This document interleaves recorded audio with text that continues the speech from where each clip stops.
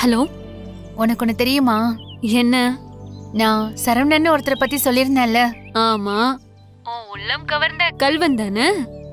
ஏய், என்ன கிண்டல உனக்கு? சரி சொல்லு. அவர் இப்போ எங்க இருக்காருன்னு தெரியுமா?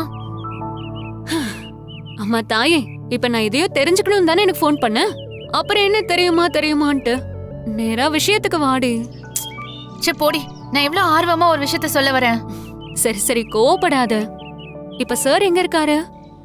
என் வீட்டுலதான். என்னடி சொல்ற? ஆமா வேணி, நான் மறந்து விட்டுட்டு வந்த கொலுச கொடுக்க வந்திருக்காரு.